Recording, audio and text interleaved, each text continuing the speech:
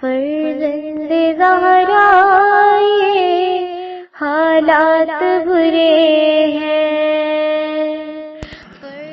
کاشانہ بصیرت ایک ایسا مکمل یوٹیوب چینل جس پر محروم بصارت کے لیے بالخصوص اور تمام افراد کے لیے بالعموم سینکڑوں کی تعداد میں اسلامی کتب دستیاب ہیں۔ لہذا گزارش ہے کہ آپ اپنی ذمہ داری نبھاتے ہوئے کاشانہ بصیرت کو سبسکرائب کرنے کے ساتھ ساتھ بیل آئیکن کو پریس کیجئے تاکہ آپ علم کے حصول کے ساتھ ساتھ مذہب اہل بیت کی اشاعت میں بھی اہم کردار ادا کرتے رہیں۔ کاشانہ بصیرت۔ فرزند زہرا یہ حالات برے ہیں۔ بسم اللہ الرحمن الرحیم۔ السلام علیکم۔ یہ کتاب آپ کے لیے کاشانہ بصیرت یوٹیوب چینل کی جانب سے ریکارڈ کی جا رہی ہے۔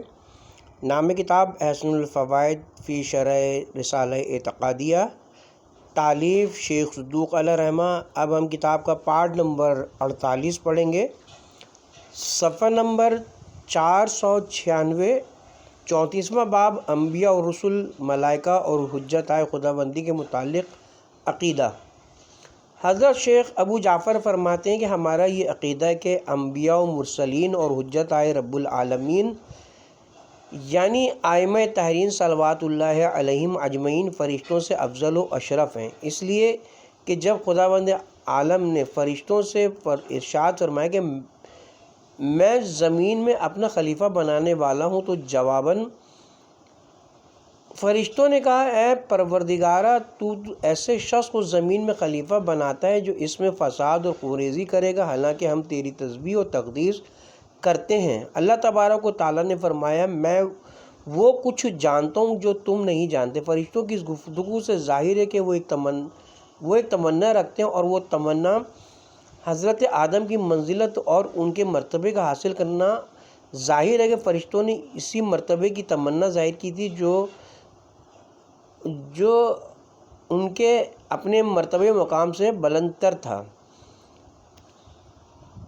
اے فرشتوں لوگ، اگر تم اپنے دعوے میں سچے ہو تو ذرا ان کے نام تو بتا دو۔ فرشتوں نے عرض کیا اے مالک، پاک ہے تیری ذات، ہمیں تو اتنا ہی علم ہے جتنا تو نے ہمیں بتایا ہے، بتحقیق تو بڑے علم و حکمت والا ہے۔ پھر حضرت آدم علیہ السلام کو فرمایا تم انہیں ان کے ناموں سے آگاہ کر دو۔ چنانچہ جب حضرت آدم نے ان کے نام بتا دیے تو خدا تعالیٰ نے فرمایا اے فرشتوں، کیا میں نے نہیں کہا تھا کہ میں آسمانوں اور زمینوں کے مخفی امور کو جانتا ہوں، اور ان باتوں کو بھی جانتا ہوں جو تم ظاہر کرتے ہو، اور وہ بھی جانتا ہوں جو تم چھپاتے ہو۔ ان سب باتوں میں سے یہ ثابت ہوتا ہے کہ حضرت آدم فرشتوں سے افضل ہیں، علاوہ بری وہ فرشتوں کے نبی تھے، جیسا کہ خدا تعالیٰ کے اس ارشاد سے ثابت ہے کہ اے آدم تم فرشتوں کو ان بزرگوں کے نام بتاؤ۔ من جملہ ان چیزوں کے جو جناب آدم کی افضلیت ثابت کرتی ہیں، ایک یہ ہے کہ خدا نے فرشتوں کو آدم کے سامنے سجدہ ریز ہونے کا حکم دیا۔ چنانچہ خدا فرماتا ہے سب فرشتوں نے سجدہ کیا۔ ظاہر ہے کہ خداوند عالم نے اسی کے سامنے سجدہ ریز ہونے کا حکم دیا تھا جو ان سے افضل تھا۔ فرشتوں کا یہ سجدہ خدا کے لیے بندگی اور اطاعت اور آدم کے لیے باعث تکریم تھا، کیونکہ ان کی صلب میں جناب رسول خدا اور ائمہ ہدیٰ کے انوار ودیت کیے گئے تھے۔ جناب رسول خدا صلی اللہ علیہ وسلم فرماتے ہیں میں جبرائیل و میکائیل و اسرافیل بلکہ تمام ملائکہ مقربین سے افضل و برتر ہوں، نیز فرمایا میں تمام کائنات سے افضل اور تمام اولاد آدم کا سید و سردار ہوں۔ خدا کی اس قول یعنی عیسیٰ ابن مریم خدا کا بندہ ہونے سے انکار نہیں کرتے، اور نہ ہی ملائکہ مقربین اس کا انکار کرتے، سے یہ ثابت نہیں ہوتا کہ فرشتے حضرت عیسیٰ سے افضل تھے۔ یہ تو خدا نے اس وجہ سے فرمایا کہ نصارہ میں سے بعض لوگوں کا خیال تھا کہ حضرت عیسیٰ ان کے پروردگار ہیں اور وہ ان کی عبادت بھی کرتے ہیں، اور کچھ لوگ صائبین وغیرہ ایسے بھی تھے جو فرشتوں کی پوجا کرتے تھے، لہٰذا ان دونوں فرشتوں کے عقائد کی رد کرنا مقصود تھی۔ خدا نے اپنے اس قول سے جتلا دیا کہ مسیح اور وہ لوگ جو میرے سوا معبود خیال کیے جاتے ہیں وہ تمام اپنے آپ کو میرا بندہ ہونے سے انکار نہیں کرتے، اور نہ اس میں اپنے لیے کوئی آر محسوس کرتے ہیں۔ ہمارا یہ بھی عقیدہ کہ تمام فرشتے روحانی اور معصوم مخلوق ہیں۔ خدا نے جن باتوں کا انہیں حکم دیا ہے ان میں وہ اللہ کی نافرمانی نہیں کرتے، بلکہ وہ وہی کرتے ہیں جس بات کا انہیں حکم دیا گیا ہے۔ وہ نہ تو کچھ کھاتے ہیں اور نہ کچھ پیتے ہیں، نہ انہیں تکلیف ہوتی ہے اور نہ بیمار ہوتے ہیں اور نہ انہیں بڑھاپا آتا ہے۔ ان کا کھانا پینا خدا کی تسبیح و تصدیق ہے۔ ان کی زندگی کا دار و مدار عرش کی ہوا پر منحصر ہے اور ان کی لذت و فرحت انواع و اقسام کے علوم میں خدا نے جیسا چاہا اپنی قدرت سے انہیں نور و روح بنا کر پیدا کیا، اور ان میں سے ہر ایک گروہ دیگر مخلوقات کی علیحدہ علیحدہ ہر نوع کی حفاظت کرتا ہے۔ ہم نے جن بزرگواروں انبیاء و ائمہ علیہ السلام کو ملائکہ پر فضیلت دی ہے، اس کی وجہ یہ ہے کہ ان کو ملائکہ اور دیگر مخلوقات عالم سے بڑھ کر فضائل و کمالات حاصل ہیں۔ واللہ عالم۔ 34واں باب انبیاء و اوصیاء کی ملائکہ پر افضلیت کا بیان کی تفصیل۔ دیگر اکثر اسلامی مسائل کی طرح مسئلہ افضلیت انبیاء و اوصیاء پر ملائکہ میں بھی اہل اسلام کے درمیان قدر اختلاف ہے۔ چنانچہ اہل سنت کا فرقہ معتزلہ ملائکہ کو انبیاء سے افضل سمجھتا ہے، اور بعض مسلمان ابو عبداللہ حلیمی، قاضی ابو بکر باقلانی تفصیل کے قائل ہیں۔ بائیں طور کے ملائکہ سماوی انبیاء سے افضل ہیں اور ملائکہ ارضی سے انبیاء افضل ہیں، اور بعض لوگ اس مسئلے میں متفق ہیں، یعنی کسی کو کسی پر فضیلت نہیں دیتے، لیکن تمام حضرات شیعہ خیر البریہ اور جمہور اہل سنت کا اس امر پر اتفاق ہے کہ انبیاء مرسلین تمام ملائکہ قربین اور روحانین ارضی و سماوی سے افضل و اشرف ہیں۔ چنانچہ حضرت شیخ مفید کتاب اوائل المقالات میں رقم تراز ہیں، یعنی فرقہ اثنا عشریہ کا اس امر پر اتفاق ہے کہ انبیاء مرسلین ملائکہ سے افضل ہیں، اور اہل سنت میں سے اہل حدیث شیعہ کے ساتھ اس عقیدے میں متفق ہیں۔ اس عقیدے کی صحت و صداقت پر ان دلائل کے علاوہ جو مصنف اعلام نے پیش کی ہیں اور بھی بکثرت دلائل و براہین موجود ہیں۔ بنظر اختصار یہاں بعض ادلہ قاطعہ کی طرف ذیل میں اشارہ کیا جاتا ہے۔ دلیل اول، اس امر پر تمام مسلمانوں کا اتفاق ہے کہ خلاق عالم نے ملائکہ میں قوت شہویہ اور قوت غضبیہ غرض کے گناہ کرنے کی کوئی قوت پیدا نہیں فرمائی، لہٰذا ان کی عصمت اضطراری اور غیر اختیاری ہے، مگر انبیاء علیہ السلام میں یہ سب قوا موجود ہوتے ہیں، مگر اس کے باوجود وہ عصیاں و گناہ نہیں کرتے، لہٰذا ان کی عصمت اختیاری ہوتی ہے۔ وہ اپنے اختیار سے قوت شہویہ و غضبیہ کو قوت عقلیہ ملکیہ کے ماتحت کر لیتے، اس طرح ان کی اطاعت گزاری و عبادت شعاری میں محنت و مشقت زیادہ ہوتی ہے، اور ظاہر ہے کہ افضل الاعمال احمدہ، تمام اعمال سے افضل وہ عمل ہوتا ہے جس میں شفقت زیادہ ہو، لہٰذا عبادت و اطاعت زیادہ دشوار ہوگی۔ وہ یقیناً جس عبادت میں اطاعت زیادہ ہوگی وہ یقیناً افضل و اشرف ہوں گے۔ اسی بنا پر ہم تو یہاں تک کہہ سکتے ہیں کہ انبیاء و ائمہ کی شان تو بہت اجل و عرفہ ہے۔ عام افراد امت میں سے جو لوگ مومن کامل ہیں، یعنی صحت عقائد کے ساتھ ساتھ خداوند عالم کی عبادت و اطاعت کرتے ہیں اور اس معصیت و نافرمانی سے اجتناب کرتے ہیں، وہ بھی ملائکہ سے ہیں۔ اسی لیے ائمہ طاہرین علیہ السلام کا ارشاد ہے، بحار الانوار، فرشتے ہمارے بلکہ ہمارے خالص محبوں کے بھی خدمت گزار ہیں۔ دلیل دوم، یہ امر اپنے مقام پر مبرہن ہو چکا ہے کہ ملائکہ کے کمالات و مقامات محدود اور ان کے لیے مزید ترقی کے امکانات غیر موجود ہیں۔ جو سجدے میں ہیں وہ ہمیشہ سربسجود ہیں، جو رکوع میں ہیں وہ ہمیشہ رکوع میں ہیں۔ چنانچہ قرآن مجید نے ان کی اس کیفیت کی انہی کی زبانی یوں تصویر کشی کی ہے۔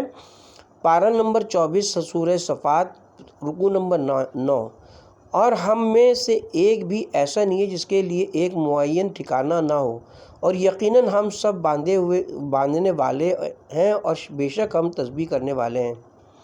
ترجمہ مقبول، ان میں سے ہر ایک کا ایک مقام معلوم ہے اور ایک عبادت مخصوصہ اور مرتبہ محمودہ ہے۔ جس سے آگے تجاوز نہیں کر سکتا۔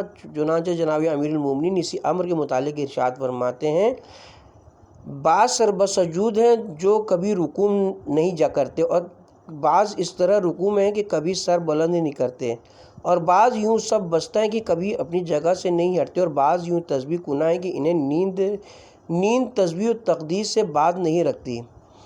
نہج البلاغہ۔ لیکن انبیاء مرسلین کی ترقی درجات اور تحصیل کمالات کے امکانات غیر محدود ہیں، وہ ترقی کرتے کرتے خالق کے مرتبے کو تو نہیں پہنچ سکتے، لیکن جناب جبرائیل کو کہنا پڑتا ہے، اے رسول صلی اللہ علیہ وسلم، آپ اس مقام پر پہنچ چکے ہیں کہ اگر میں اپنی جگہ سے ایک پور کے برابر بھی آگے بڑھوں تو میرے پر جل جائیں۔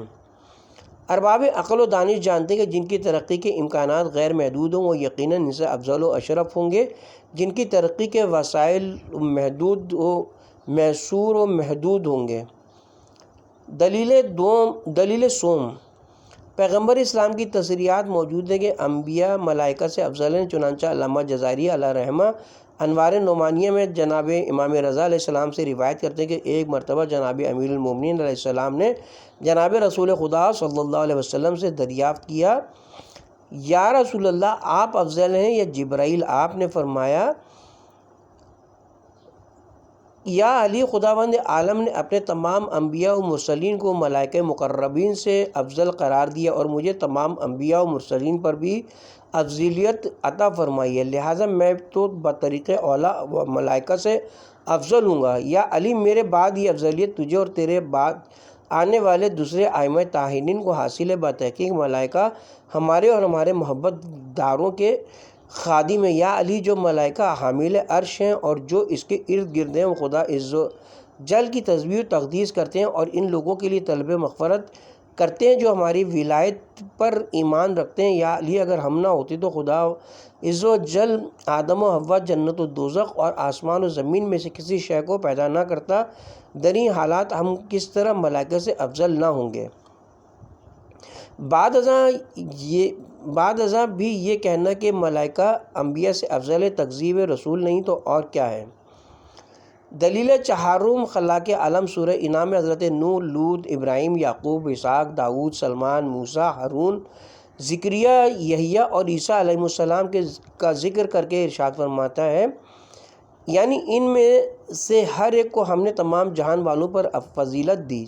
ظاہر ہے کہ عالمین میں فرشتے بھی داخل ہیں، تو واضح ہے کہ تمام عالمین سے افضل ہوگا۔ واضح ہے کہ جو تمام عالمین سے افضل ہوگا وہ یقیناً ملائکہ سے بھی افضل ہوگا، لہٰذا معلوم ہوا کہ انبیاء کرام ملائکہ اعظام سے افضل ہیں۔ دلیل پنجم، ارباب بصیرت جانتے ہیں کہ افضلیت کا معیار و میزان علم و عمل کی کثرت اور زیادتی ہے، جیسے کہ قرآن میں قصہ طالوت سے بھی ظاہر و حویدہ ہے کہ جب قوم نے ان کی قیادت و امارت پر اعتراض کیا تو خدائے حکیم نے یہ فرما کر ان کا ناطقہ بند کر کیا کہ خدا نے ان کو اس لیے منتخب کیا ہے کہ ان کا علم اور جسمانی طاقت زیادہ ہے۔ ان اکرمک عند اللہ اتقاکم کا بھی یہی مفاد ہے۔ اگر اس معیار و میزان پر انبیاء کا موازنہ کیا جائے تو یقیناً انبیاء و اوصیاء کا پلہ بھاری نظر آئے گا۔ ان کے عمل کی برتری سطور بالا میں واضح کی جا چکی ہے اور ان کے علم کی برتری قصہ حضرت آدم سے واضح کہ جو متن رسالہ میں مذکور ہے۔ ازالہ شبہ افضلیت انبیاء کے منکرین افضلیت انبیاء کے منکرین عموماً دو شبے پیش کیا کرتے ہیں۔ ایک تو وہی ہے جس کا مصنف اعلام نے ذکر کیا کہ جواب بھی دے دیا ہے، اور دوسرا شبہ یہ ہے کہ ملائکہ کی خلقت نور سے اور انبیاء کی طین مٹی سے، اور چونکہ نور طین سے افضل ہے لہٰذا ملائکہ انبیاء سے افضل ہوں گے۔ اس شبے کا کئی طرح جواب دیا جا سکتا ہے۔ یہ شبہ اسلامی حقائق سے بے بہرہ ہونے کی پیداوار معلوم ہوتا ہے، ورنہ اسلامی عقائد پر وسیع اور عمیق نظر رکھنے والے حضرات جانتے ہیں کہ اسلام میں افضلیت کا معیار و میزان کسی چیز کی ماہیت اور ذات نہیں بلکہ اس کی صفات یعنی علم و عمل ہیں۔ خداوند عالم نے تو اس امر کا فیصلہ ابتدائے آفرینش میں نوری مخلوق کی گردنیں یعنی طینی مخلوق کے سامنے خم کرا کے کر دیا تھا کہ معیار فضیلت ماہیت اور مادہ خلقت نہیں بلکہ کچھ اور ہے۔ اگر معیار وہی ہوتا جس کا اظہار اس شعبے میں کیا گیا ہے تو معاملہ اس کے برعکس ہوتا، یعنی پھر تو حضرت آدم کی گردن فرشتوں کے سامنے خم ہوتی۔ ہاں البتہ اس معیار کا اظہار اس روز شیطان نے ضرور کیا تھا، جس کی پاداش میں راندہ بارگاہ قرار پایا اور ابدی لعنت کا طوق گردن میں ڈلوایا۔ البتہ وہ ایک ایسی غلط بنیاد قائم کرنے میں کامیاب ضرور ہو گیا کہ آج تک اکثر لوگ رہائی معیار کو نظر انداز کر کے ربانی معیار کو نظر انداز کر کے اسی شیطانی معیار کا راگ الاپتے ہیں۔ دوسرا جواب بنا بنی تسلیم ان کے تمام ملائکہ کی خلقت محض نور سے ہوئی ہے۔ یہ کہنا بہرحال خلاف حقیقت ہے کہ انبیاء و اوصیاء کی خلقت محض طینت سے ہوئی ہے، کیونکہ یہ بات اپنے مقام پر عقل و نقل کی روشنی میں ثابت کی جا چکی ہے کہ انبیاء ہوں یا ان کے اوصیاء، یہ چونکہ خالق و مخلوق کے درمیان وسیلہ ہیں اور وسیلے کے لیے زوجتین ہونا ضروری ہے۔ ان کا ایک جنبہ نورانی ہوتا ہے اور دوسرا جسمانی، یعنی ان کی روح مقدس نورانی ہوتی ہے اور قالب جسمانی، اور ان کی دونوں جنبے اس قدر مجلہ و مصفہ ہوتے ہیں کہ جنبہ نورانی کے اعتبار سے سید الملائکہ نظر آتے ہیں اور جنبہ جسمانی کے لحاظ سے خیر البشر۔ بنابراین یہ مقابلہ و مفاضلہ صرف نورانی اور جسمانی میں نہیں بلکہ ایک طرف فقط نورانیت اور دوسری طرف نورانیت اور جسمانیت دونوں ہیں، اور ظاہر ہے کہ اگر ایک طرف فقط نور اور دوسری طرف نور اور جسم دونوں ہوں اور جسمانیت روحانیت کے محکوم اور تابع ہو، تو اس صورت میں عقل سلیم محض نورانی کے مقابلے میں اسی شے کو ترجیح دے گی جو نورانیت اور جسمانیت دونوں کی جامع ہو۔ ان حقائق سے معلوم ہوا کہ انبیاء علیہ السلام بشریت و ملکیت دونوں کے جامع ہوتے ہیں، اور ان کی قوت نورانیہ اور روحانیہ ملائکہ کی نورانیت اور روحانیت سے بدرجہ بڑھی ہوئی ہوتی ہے، اس لیے وہ فرشتوں سے افضل ہوں گے۔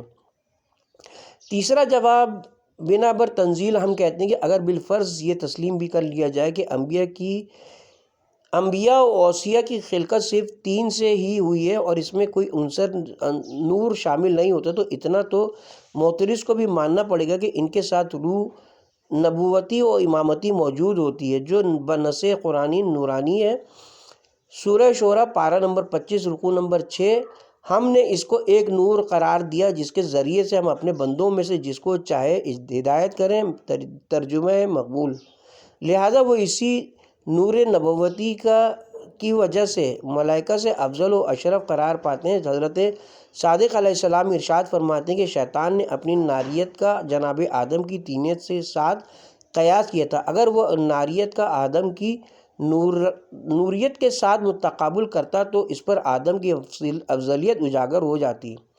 اصول کافی یہی کیفیت افضلیت انبیاء بر ملائکہ کے منکرین کی ہے۔ اس پر شاعر کا یہ شعر پوری طرح منتخب ہوتا ہے: تصویر کے دونوں رخ دیکھ کر جو فیصلہ کیا جائے وہ صحیح اور مکمل ہوتا ہے، ورنہ ناقص اور ادھورا۔ واللہ یہدی من یشاء الی صراط مستقیم۔ سجدہ تعظیمی کا ناجائز ہونا: چونکہ رسالہ اعتقادیہ میں غیر خدا کے لیے سجدہ تعظیمی کا ضمناً ذکر آ گیا ہے اور یہ ایک عامۃ البلوہ مسئلہ ہے، اس لیے ضروری معلوم ہوتا ہے کہ اس پر یہاں کچھ تبصرہ کر دیا جائے۔ سو مخفی نہ رہے کہ سجدہ تعبیدی عبادتی کے غیر خدا کے لیے ناجائز ہونے پر تو تمام مسلمانوں کا اتفاق ہے، جیسا کہ حضرت غضنفراب اور فخر الدین رازی وغیرہ علماء فریقین نے اس کا اعادہ کیا ہے۔ ہاں غیر اللہ کے لیے، جبکہ وہ غیر اللہ دینی و دنیاوی بالخصوص پہلے اعتبار سے عظیم المرتبہ تو اس کے لیے سجدہ تعظیمی کرنے کے جواز یا عدم جواز میں قدر اختلاف ہے۔ بعض لوگ اس کے جواز کے قائل ہیں، مگر تمام شیعہ علماء محققین اسے ناجائز سمجھتے ہیں۔ قرآن کریم، احادیث سید المرسلین، ارشادات ائمہ طاہرین اور عقل سلیم سے بھی اس نظریے کی تائید ہوتی ہے۔ سجدہ تعظیم کا عدم جواز از روئے قرآن کریم، قرآن مجید سے اس سجدے کے عدم جواز کی تائید اس طرح ہوتی ہے کہ قرآن میں علی الاطلاق جہاں بھی سجدے کا حکم ہے وہاں خدا کے لیے، جیسے فسجد اللہ، اللہ کے لیے سجدہ کرو، آسمان و زمین کی مخلوق خدا کے لیے سجدہ کرتی ہے، خدا کے لیے سجدہ کرو اور اسی کی عبادت کرو، لہٰذا از روئے قرآن ہر قسم کا سجدہ خواہ وہ تعبیدی ہو اور خواہ تعظیمی ذات ذوالجلال کے ساتھ مختص ہے، نیز مندرجہ ذیل آیات مبارکہ ہر قسم کے سجدے کے ذات ایزدی کے ساتھ مختص ہونے پر بطور نصوص صریح دلالت کرتی ہیں۔ ارشاد قدرت ہے، پارہ نمبر 29 سورہ جن، رکوع نمبر 10، یقیناً سجدہ گاہیں اللہ کے لیے ہیں، پس اللہ کے ساتھ کسی اور کو نہ پکارو۔ تفسیر صافی صفحہ نمبر 513 میں بحوالہ من لا یزل فقی حضرت امیر المومنین علیہ السلام سے منقول ہے، فرمایا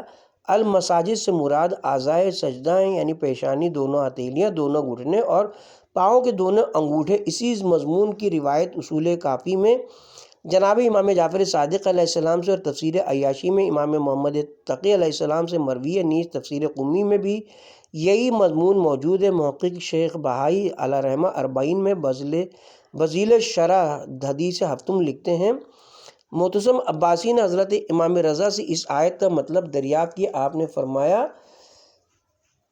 یعنی اس کا مطلب یہ ہے کہ ان اعضاء پر سجدہ کرنے میں خدا کے ساتھ کسی کو شریک نہ کرو۔ سجدہ تعظیمی کا عدم جواز از روئے احادیث سید المرسلین صلی اللہ علیہ وسلم، جو امر قرآن کی روشنی میں ثابت کیا گیا کہ احادیث نبویہ سے بھی اس کی تائید ہوتی ہے، وہ اس طرح کے بکثرت روایات میں اس تعظیمی سجدے کی خصوصی ممانعت وارد ہوئی ہے۔ بنابراین اختصار 2-3 واقعات اور روایات کی طرف اشارہ کیا جاتا ہے۔ نمبر 1 اصول کافی میں ہے کہ ایک مرتبہ ایک عربی سوسمار کو بغل میں دبائے ہوئے حضرت رسول خدا صلی اللہ علیہ وسلم کی خدمت میں حاضر ہوا اور کہنے لگا، اے محمد، اگر میری یہ سوسمار بول کر آپ کی نبوت کی شہادت دے دے تو میں آپ پر ایمان لے آؤں گا۔ چنانچہ اسی وقت سوسمار با اعجاز نبوت گویا ہوئی اور فصیح عربی میں کہا، اشہد انک رسول اللہ و خاتم النبیین۔ عربی نے کلمہ شہادت پڑھا اور عربوں کے دستور کے مطابق چاہا کہ آن حضرت صلی اللہ علیہ وسلم کو سجدہ کریں، مگر آن حضرت نے یہ فرما کر اگر غیر خدا کو سجدہ جائز ہوتا تو میں عورتوں کو حکم دیتا کہ وہ اپنے شوہروں کو سجدہ کیا کریں، اسے سجدہ کرنے سے روک دیا۔ پس جب آن حضرت ایسی بزرگی و برتر ہستی کو جو بعد از خدا بزرگ توئی قصہ مختصر کی مصداق ہے، حیات میں سجدہ تعظیمی جائز نہیں تو پھر کسی اور بزرگ کو، اور وہ بھی بعد از مرگ، کس طرح جائز ہو سکتا ہے؟ یہ خیال بھی نہ کیا جائے کہ شاید وہ عربی آپ کو سجدہ عبادتی کرنا چاہتا تھا، کیونکہ یہ خلاف ظاہر ہے، وہ ابھی بھی کلمہ توحید پڑھ چکا تھا، لہٰذا واضح کہ وہ آن حضرت صلی اللہ علیہ وسلم کو معبود نہیں سمجھتا تھا بلکہ نبی اور رسول ہی سمجھتا تھا، لہٰذا اس کا یہ اقدام یقیناً سجدہ تعظیمی پر ہی محمول ہوگا۔ ایک مرتبہ ایک صحابی نے آپ کو سجدہ کرنے کی خواہش کی، آپ نے اس کو ممانعت کرتے ہوئے فرمایا، تم مجھے سجدہ نہ کرو بلکہ سجدے کو اسی ذات کے لیے مخصوص رکھو جو ہمیشہ رہنے والی ہے اور جس کے لیے کبھی فنا اور موت نہیں ہے۔ دلیمی کنز العمال۔ نمبر 3 اسی بنا پر آپ دعا میں فرمایا کرتے تھے، اے اللہ میری قبر کو بت نہ بنا جس کی پوجا کی جائے، موتائے مالک و ششم بہار۔ سجدہ تعظیمی کا عدم جواز از روئے ارشادات معصومین علیہ السلام، اخبار و آثار سے واضح و آشکار ہوتا ہے کہ کئی مرتبہ بعض لوگوں نے ائمہ طاہرین کو سجدہ تعظیمی کرنا چاہا، مگر معصومین نے بڑی شدت اور سختی کے ساتھ اس کی ممانعت فرمائی۔ چنانچہ جناب شیخ عباس قمی علیہ رحمہ نے مفاتیح الجنان میں بذل زیارت ہفتم جناب امیر علیہ السلام بحوالہ کتاب فریت الغرا مولفہ سید اجل عبد الکریم بن طاؤس ایک طویل روایت درج فرمائی ہے جس میں جناب ابو حمزہ شمالی کا مسجد کوفہ میں امام زین العابدین علیہ السلام کی خدمت میں شرفیاب ہونا مذکور ہے۔ ابو حمزہ بیان کرتے کہ پس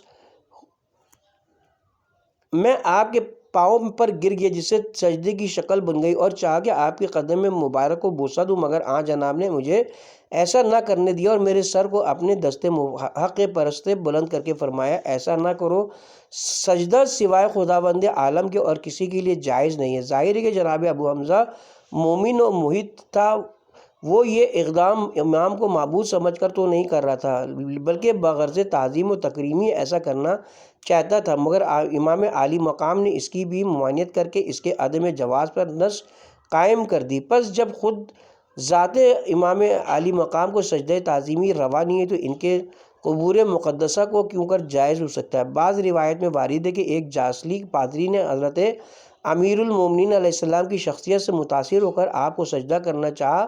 حضرت نے اسے منع کرتے ہوئے فرمایا خداوند عالم کو سجدہ کر اور مجھے سجدہ نہ کر۔ عماد الاسلام جلد نمبر 1 صفحہ نمبر 335۔ بعض دعاؤں میں ہر قسم کے سجدے کو خداوند عالم کی ذات کے ساتھ مختص قرار دے کر غیر اللہ کے لیے اسے ناجائز قرار دیا گیا ہے۔ چنانچہ وہ دعا جو سرکار سید الشہداء علیہ السلام کی 2 رکعت نماز زیارت کے بعد پڑھی جاتی ہے، اس میں وارد ہے مفاتیح الجناح وغیرہ کتاب کا حوالہ ہے، بار الہ میں نے یہ نماز تیرے لیے پڑھی ہے اور یہ رکوع اور سجود تیرے ہی لیے کیے ہیں، کیونکہ سوائے تیرے اور کسی کے لیے نماز، رکوع اور سجود جائز نہیں ہے۔ چونکہ امام علی مقام کے مشہد مقدس میں نماز پڑھنے سے یہ شبہ ہوتا تھا کہ شاید یہ رکوع و سجود امام کے لیے کیا جا رہا ہے، اس لیے معصومین نے حکم دیا کہ اس شبے کا یہ دعا پڑھ کر ازالہ کر دو۔ پس اگر سجدہ تعظیمی غیر خدا کے لیے جائز ہوتا تو دعا میں علی الاطلاق ہر قسم کے رکوع سجود کو ذات خدا بندی میں منحصر نہ کیا جاتا، جس سے یہی معلوم ہوتا ہے کہ غیر اللہ کے لیے کسی قسم کا سجدہ جائز نہیں ہے۔ سجدہ تعظیمی کا عدم جواز از روئے عقل سلیم، عقل سلیم کا بھی یہی فیصلہ ہے کہ کسی بھی قسم کا سجدہ غیر خدا کے لیے جائز نہیں ہونا چاہیے، کیونکہ سجدے سے بندے کی انتہائی عاجزی اور تذلیل اور انکساری ظاہر ہوتی ہے، لہذا ایسی عاجزی اور فروتنی کا اظہار خالق جبار کے اور کسی کے لیے جائز نہیں ہونا چاہیے۔ جب کسی قسم کی عبادت غیر خدا کے لیے جائز نہیں ہے تو سجدہ جو رسول عبادہ ہے وہ کیوں کر روا ہو سکتا ہے؟ اگرچہ آیات اور روایات پیش کرنے کے بعد علماء اعلام کا کلام نقل کرنے کی کوئی خاص ضرورت تو نہیں رہتی، مگر مزید اطمینان قلب کے لیے یہاں بعض اعلام کا کلام بھی پیش کیا جاتا ہے۔ نمبر 1 عالم ربانی شیخ محمد علی اصفہانی تحفہ امامیہ جلد نمبر 1 صفحہ نمبر 73 میں رقم دراز ہے۔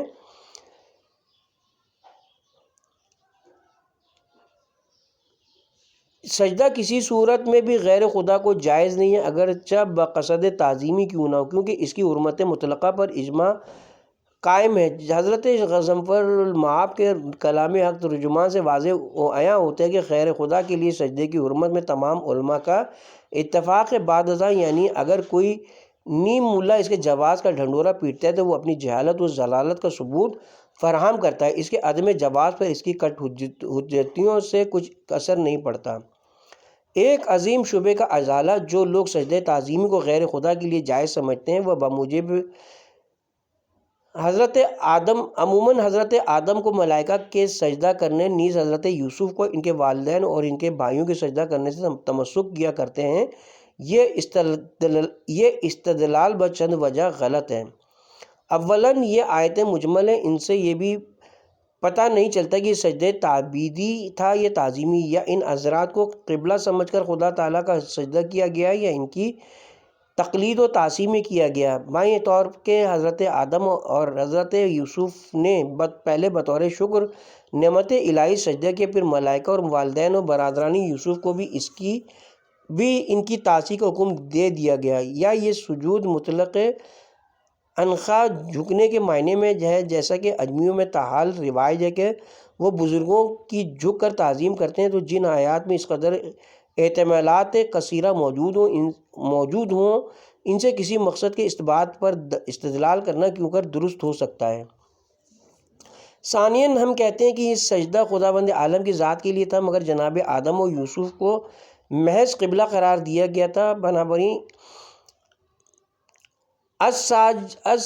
اسجد آدم و اخر ولی سجدہ میں لام بمعنی اعلیٰ ہے اور عربی زبان میں لام بمعنی اعلیٰ استعمال ہوتی رہتی ہے۔ چنانچہ حسان بن ثابت صحابی کے ان اشعار میں جو حضرت امیر المومنین کی مدح میں ہے، لام بمعنی اعلیٰ ہے۔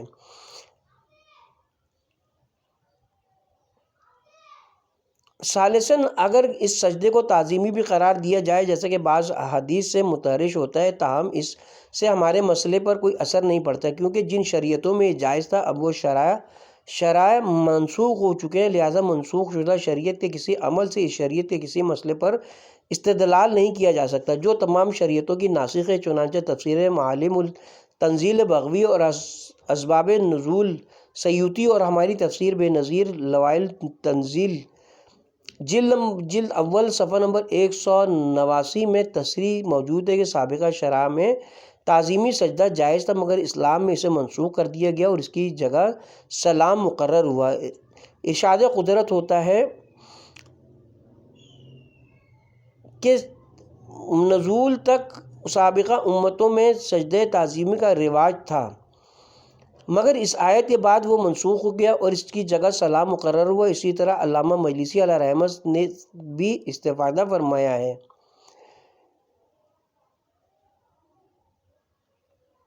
حیات القلوب جلد 1 صفحہ نمبر 46 طبع نو لشکور پر مباحثہ طویلیہ کے بعد لکھتے ہیں،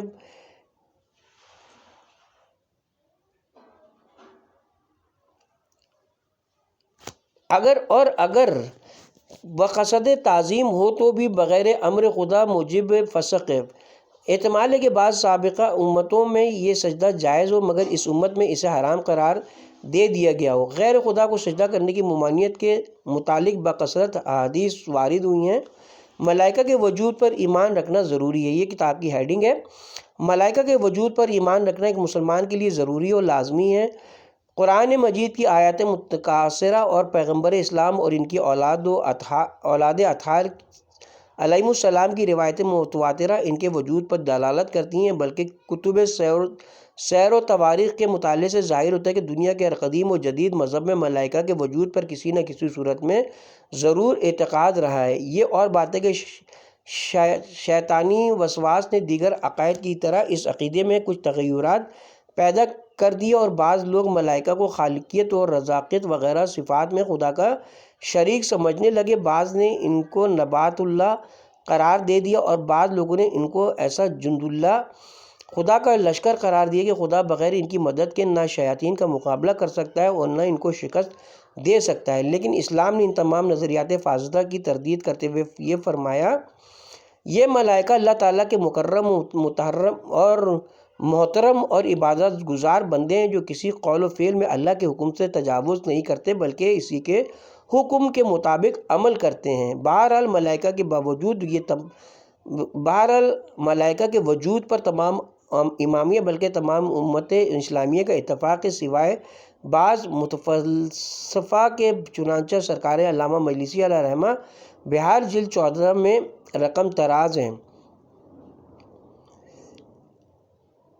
وہ یعنی تمام شیعہ امامیہ بلکہ تمام امت اسلامیہ کا سوائے ان بعض فلاسفہ کی جنہوں نے مسلمانوں کے اصول مذہب کو خراب کرنے اور ان کے عقائد کو ضائع کرنے کے لیے اپنے آپ کو مسلمانوں کے اندر داخل کر رکھا ہے۔ ملائکہ کے وجود اور اس امر پر اتفاق ہے کہ ملائکہ اجسام نورانیہ رکھتے ہیں، بعض کے 2 اور بعض کے 3 اور بعض کے 4 اور بعض کے اس سے بھی زیادہ پر ہوتے ہیں اور وہ مختلف شکلیں اختیار کرنے پر قدرت رکھتے ہیں۔ خداوند عالم حسب مصلحت ان پر مختلف شکلوں اور صورتوں کو وارد کرتا رہتا ہے اور وہ صعودی اور نزولی حرکات بھی کرتے ہیں۔ ان کو انبیاء و اوصیاء و ظاہری آنکھوں سے دیکھتے بھی تھے۔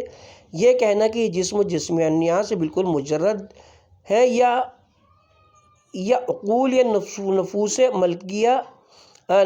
فلکیہ یا قوا اور طبع کے ساتھ ان کی تعویل کرنا اور بعض بودے شبہات اور وہمی استبعادات کی بنا پر آیات متواترہ اور اخبار متواترہ کی تعویل علیل کرنا راہ رشد و ہدایت سے کجروی اختیار کرنا اور گمراہوں کی اتباع کرنا ہے۔ محقق دوانی نے بھی شرح عقائد میں ان کی حقیقت کے متعلق ایسا ہی افادہ فرمایا۔ لکھتے ہیں، علامہ تافتانی کے بیان سے بھی تفتزانی کے بیان سے بھی اس امر کی تائید مزید ہوتی ہے۔ وہ لکھتے ہیں صفحہ جلد 2 صفحہ نمبر 54، یعنی جو کچھ ظاہر کتاب و سنت سے مستفاد ہوتا ہے اور جو اکثر امت کا قول بھی ہے، وہ یہ ہے کہ ملائکہ اجسام لطیفہ نورانیہ میں جو مختلف شکلیں اختیار کرنے پر قدرت رکھتے ہیں، جو علم اور اعمال شاقہ پر قدرت رکھنے میں کامل ہوتے ہیں، اور ان کا کام اطاعت الہی ہے۔ 34واں باب انبیاء و اوصیاء کی ملائکہ پر افضلیت کا بیان کی تفصیل ابھی جاری ہے۔ کتاب کے ہم پارٹ نمبر 48 کا اختتام کرتے ہیں، اور پارٹ نمبر 49 کا آغاز اسی باب سے انشاءاللہ کریں گے۔